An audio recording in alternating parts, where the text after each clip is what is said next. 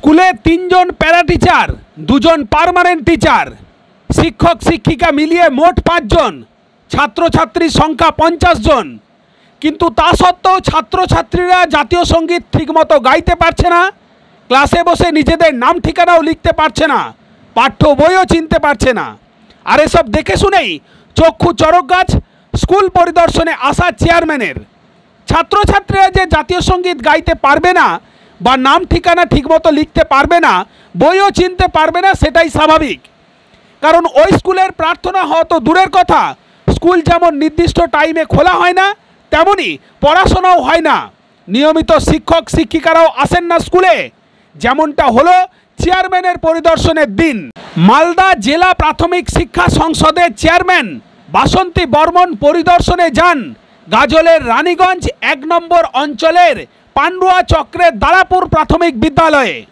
Chairman বাসন্তী বর্মন গিয়ে দেখেন সকাল 11টা বেজে গেলেও স্কুলের গেটে তালা মারা, ছাত্রছাত্রীরা বাইরের গাছতলায় খেলা করছে। এরপর গাড়ি থেকে নেমে তিনি স্থানীয়দের ডেকে চাবি আনিয়ে গেট খোলেন। প্রার্থনা করাতে গিয়ে দেখেন কেউই জাতীয় সঙ্গীত ঠিকমতো গাইতে পারছে না। এরপর তিনি বারান্দায় বসেই নিজেই ক্লাস নিতে শুরু করেন। দেখেন কোনো ছাত্রই ঠিকমতো নিজের নাম ঠিকানা লিখতে পারছে না, বাংলা বই বের করতে বললে সেটাও বের করতে পারছে না। স্কুলের শিক্ষক শিক্ষিকা ছাড়াই চেয়ারম্যান বাসন্তী বর্মনের ক্লাস নিতে নিতেই বেজে যায় 11টা 45। 11টা 45-এর পর একজন আসেন প্যারা টিচার, তারপর আসেন আরও একজন পার্মানেন্ট টিচার। বাকি 3 জনের অবশ্য আর ওই দিন দেখা মেলেনি। গাজলের রানীগঞ্জ 1 নম্বর অঞ্চলের পান্ডুয়া সার্কেলের দারাপুর প্রাথমিক বিদ্যালয়ের যে এই অবর্ণনীয় বেহাল অবস্থা, সে খবর আগে থেকেই মালদা জেলা প্রাথমিক শিক্ষা সংসদের চেয়ারম্যান বাসন্তী বর্মনের কাছে ছিল। কারণ এলাকার লোকজন বারবার বললেও শিক্ষক শিক্ষিকাদের চেতনা জাগ্রত করতে পারেননি, তাই তারাই বাধ্য হয়ে নিজেদের ছেলেমেয়েদের স্বার্থে দীর্ঘদিনের বেহাল অবস্থার কথা জেলা প্রাথমিক বিদ্যালয়ের শিক্ষা সংসদের চেয়ারম্যানের কানে পৌঁছে দেন। চেয়ারম্যান সচক্ষে দেখে বেজায় চটে গিয়ে বলেন সকলকেই শোকজ করা হবে, তারপর এলাকার লোকজনদের সঙ্গে নিয়ে শিক্ষক শিক্ষিকাদের বসিয়ে মিটিং করা হবে, আইনত ব্যবস্থাও নেওয়া হবে। আর এই গোটা বিষয়ে এলাকার লোকজন, যে শিক্ষিকা ওই দিন দেরি করে হলেও স্কুলে এসেছিলেন তিনি এবং চেয়ারম্যান বাসন্তী বর্মন কি বললেন, তা এই মুহূর্তে আপনাদের সামনে রাখছি, দেখতে থাকুন, শুনতে থাকুন। মালদা থেকে Ahmed Bapi report, GP news. Darapur primary school. আজকে কখন এসেছেন? আজকে আমি ঢুকেছি প্রায় 11টা 45। আমাকে ওই যে মিড ডে মিলের বাজার করতে হয় না, হ্যাঁ, তো ওখানেই একটু আমার দেরি হয়ে গেছে। আর গ্যাসের দোকানে ঢুকেছিলাম। আচ্ছা, সব আমাকে দেখতে হয়। তো আপনারা যখন দেখতে হয়, অন্যান্য মাস্টাররা আসেননি কেন? অন্যান্য মাস্টারদের মানে ওই যে মানে একজন তো মেসেজ পাঠিয়েছেন ওনার মেয়ের স্কুলে মিটিং আছে, আর 2 জন আমার কাছে কোনো খবর নেই, আর উনি তো আসছেন।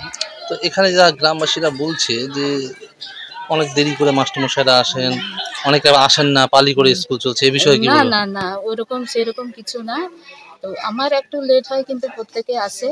আমার কিন্তু আজকে অতিরিক্ত লেট হয়েছে, আমি নিজেও স্বীকার করছি, নাহলে এত হয় না। ওই 11:15 20 ওরকম ঢুকি।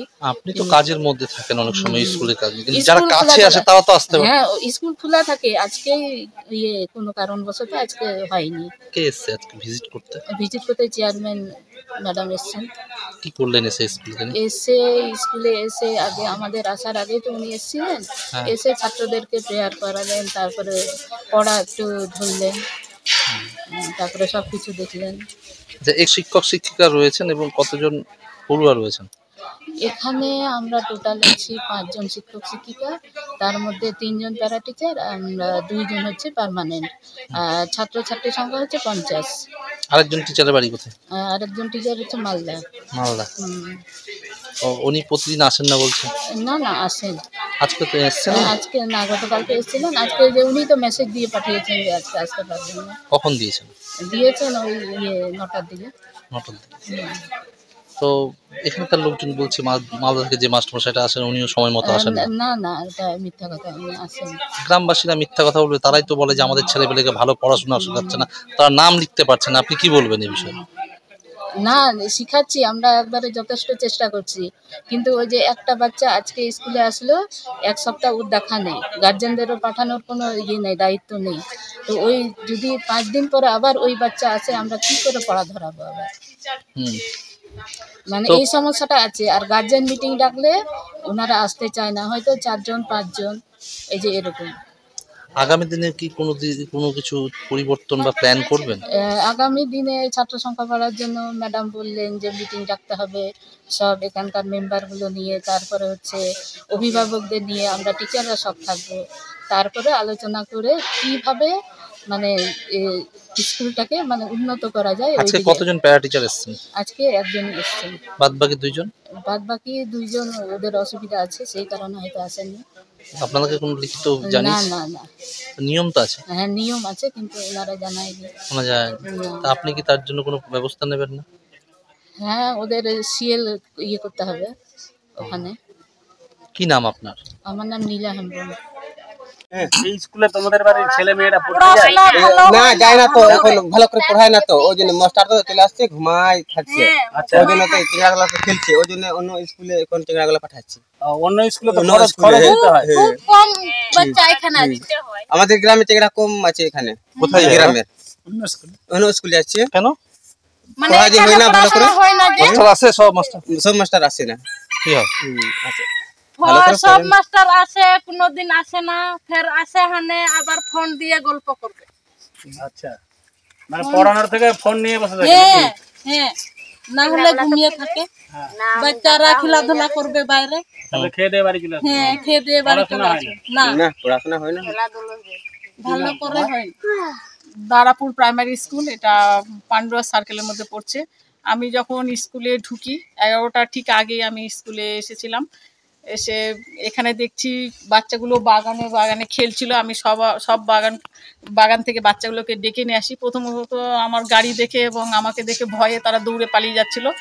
তারপর ওদেরকে বলা হলো যে ম্যাডাম আছে, চলে আয়, নতুন টিচার আছে, চলে আয়। তারপর ওরা আস্তে আস্তে করে 1 জন 2 জন করে আসলো। আসার পরে আমি এখানে ওদেরকে দাঁড় করে দিয়ে প্রার্থনা করাচ্ছিলাম, কিন্তু ওরা জাতীয় সঙ্গীত গাইতে পারছিল না। আমি হেল্প করলাম, আমি গাইলাম। আমি বললাম যে আমার সঙ্গে সঙ্গে তোরা গানটা করবি, আরম্ভ করবি। তারপর লাইন দিয়ে স্বাস্থ্যবিধি তো নয়, জাতীয় সঙ্গীতটাই ঠিক করতে পারিনি আমি। আমার সঙ্গে সঙ্গে ওরা গলা মেলালো।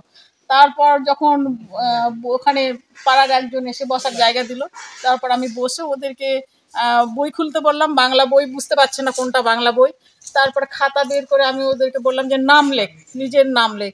কিন্তু নামটাও ঠিক মতো লিখতে পারছিল না। একটা মেয়ে, শুধু 2টো মেয়ে, 3টে বাচ্চা নাম লিখলো, সে আবার ভুলভাল হলো, যাই 3-4 জন নামটা লিখতে পেরেছে। পরে আরও 4টে বাচ্চা এসছে, মোট 11টা বাচ্চা আছে।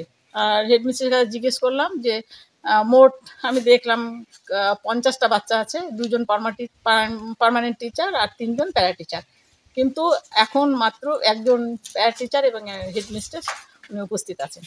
আচ্ছা, এখন তো উপস্থিতির সংখ্যা কম, মানে পঠনমুখী করানোর জন্য অন্যান্য ছাত্রদের কোনো চিন্তা ভাবনা কিছু নেবেন এই স্কুলের জন্য? ওনাদের গ্রামের লোকের সঙ্গে, গার্জেনদের সঙ্গে মিটিং করতে হবে, বাচ্চাদের ঠিকমতো স্কুল চালাতে হবে এবং বাচ্চাদের বোঝাতে হবে স্কুল হচ্ছে এবং পড়াশোনা হচ্ছে, ওরা যেন বুঝতে পারে। এবং তার সঙ্গে সঙ্গে অভিভাবকও যেন বুঝতে পারেন যে এই স্কুল হচ্ছে এবং আমার বাচ্চা ওখানে গেলে কিছু শিখবে। যদি এই ধারণাটা যদি গার্জেনদের মনে যদি ধরে যায়, যদি ওনারা যদি বুঝতে পারেন যে ওখানে গেলে আমার বাচ্চা পড়াশোনা হবে, তাহলে কিন্তু ছাত্র সংখ্যাও এখানে 50 থেকে অনেক বেশি হবে। কিন্তু সেটা ওনাদেরকেই দায়িত্ব নিয়ে করতে হবে। আশেপাশে গ্রামের বাচ্চাগুলো যাচ্ছে। হ্যাঁ, ও দূরে দূরে স্কুলে যাচ্ছে, যে বেসরকারি স্কুলে যাচ্ছে।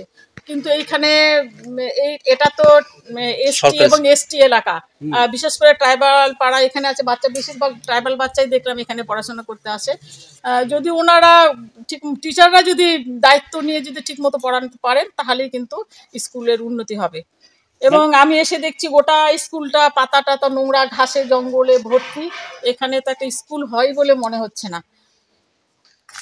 এই ক্ষেত্রে কি মানে যারা এখানে শিক্ষক শিক্ষিকা, না, গ্রামবাসীদের সঙ্গে কথা বললাম, ওনারা বলছে যে ঠিকমতো স্কুল হয় না। কিন্তু আমি হেডমিস্ট্রেসকে বললাম, মিটিং ডাকতে বললাম, আমি আসবো এবং গ্রামবাসীদের সঙ্গে আমিও কথা বলবো, টিচাররাও থাকবে। এরপরে আশা করা যায় এরপরে ভালো হবে। এই যে তারা আসছে না ঠিক মতো স্কুলে, তাদের বিরুদ্ধে কোনো ব্যবস্থা? অবশ্যই ব্যবস্থা নেব। আমি যাই এসআই কে বলেছি, তার সঙ্গে আমি অফিসে যাই, অফিসে গিয়ে ওনাকে শোকজ লেটার ধরাবো। কতজন শিক্ষক এখানে তো মোট যারা আছে সবারই। প্যারা টিচারও না? হ্যাঁ, প্যারা টিচারদেরও করবো। টোটাল 6 জন টিচারকে? না, 5 জন। 3 জন প্যারা টিচার, 2 জন পার্মানেন্ট টিচার। এদেরকে? হ্যাঁ, এদের সবাইকে শোকজ নোটিশ ধরাবো।